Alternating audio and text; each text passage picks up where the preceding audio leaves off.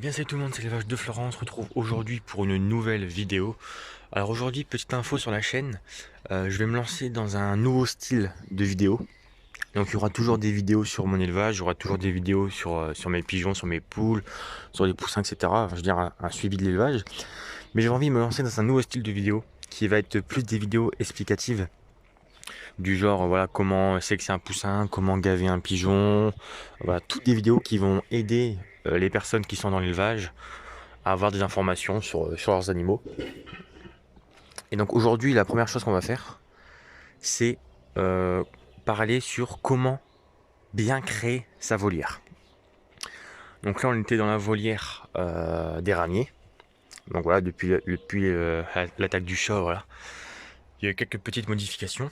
Et donc c'est pour ça que j'avais envie de parler avec vous aujourd'hui sur comment bien créer la volière et bien la sécuriser. Parce que c'est vrai que j'ai eu le tour, donc j'ai totalement refait la volière. Donc déjà pour commencer, la volière, l'idéal, c'est de la faire assez grande.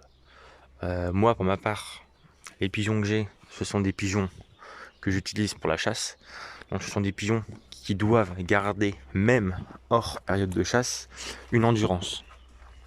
C'est pour cela que j'ai fait une grande volière. Donc la volière fait à peu près 2,20 m, 2,30 m de haut. Et elle fait 20 m². Ce qui permet aux pigeons de toujours pouvoir voler. Et donc de garder leur musculature toute la saison.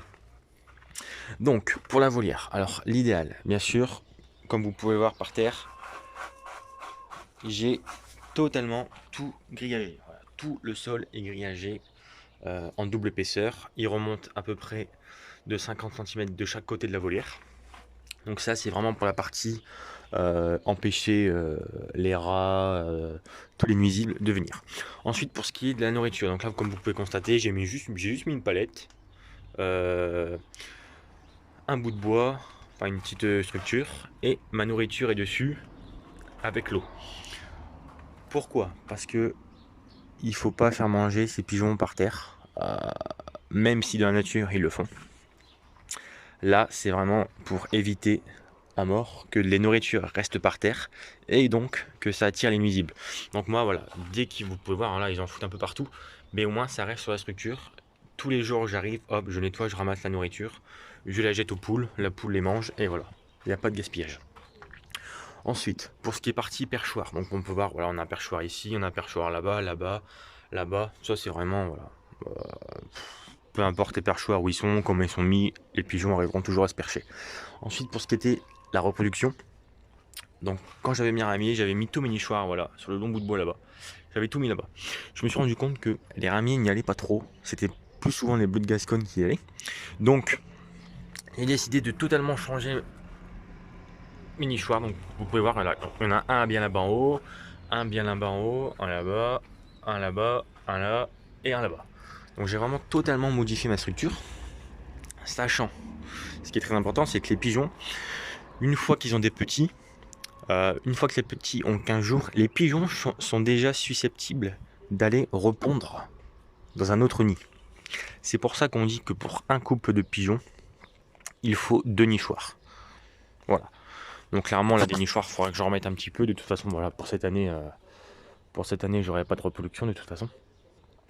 Ouais, j'ai totalement perdu la totalité de mes pigeons. Il me reste mes 4 couples de bleu de Gascogne. Je vous ferai aussi une vidéo sur les nouvelles de l'élevage, parce que c'est vrai qu'il y a eu quelques naissances chez les pigeons, il y a eu des naissances chez les poules, donc je vous ferai prochainement une vidéo là-dessus. Donc voilà, donc sinon c'était vraiment une petite vidéo pour vous montrer comment bien faire une volière.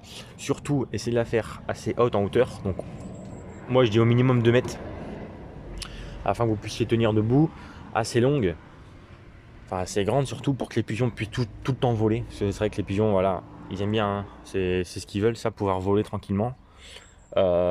Si vous la faites comme moi, sur le sol directement, mettez surtout du grillage.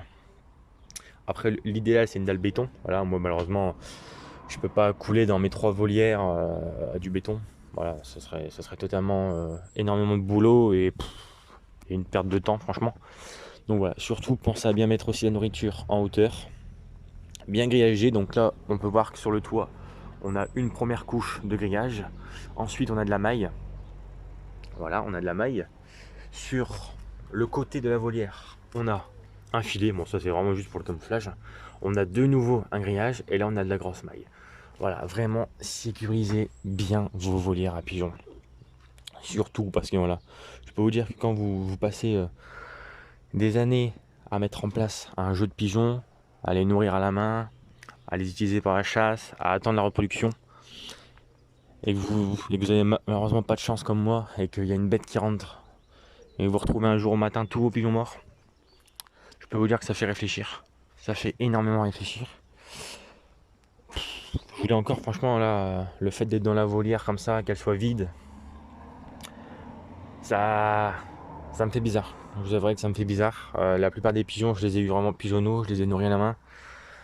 Donc de voir tout le travail comme ça réduit à néant, c'est dur, c'est très compliqué. Je vais essayer de retrouver des pigeons ramis, comme ça je vous ferai des petites vidéos. Comment baguer un pigeon, comment gaver un pigeon. Voilà. Donc dites-moi surtout si ce style de vidéo vous plaît. Des petites vidéos infos comme ça. Et surtout, très important, donnez-moi voilà, des idées de vidéos que je pourrais faire. Que ce soit sur mon élevage, hein, présentation de mon élevage, pas dites-moi ce que vous voulez voir dans mon élevage, mes poulaillers, mes éleveuses, des nouvelles de l'élevage, enfin je sais pas, dites-moi vraiment ce que vous voulez. Et dites-moi aussi des vidéos que je pourrais faire, des vidéos infos. Donc je répète bien, ça va être des vidéos infos qui vont être là pour aider les gens. Voilà, ça va être comment sélectionner une poule, là par exemple comment bien construire sa volière. Enfin je sais pas, franchement voilà, dites-moi ce que vous voulez, comment je fabrique mes nichoirs, voilà. Donc n'hésitez pas à me donner des idées, je vous remercie. 260 abonnés sur la chaîne. Franchement je suis très content. Je suis vraiment très très très content. Merci à ceux qui sont fidèles, hein, tout le temps les mêmes qui mettent des commentaires. Merci beaucoup. Et je vous dis à bientôt pour une prochaine vidéo. Salut tout le monde.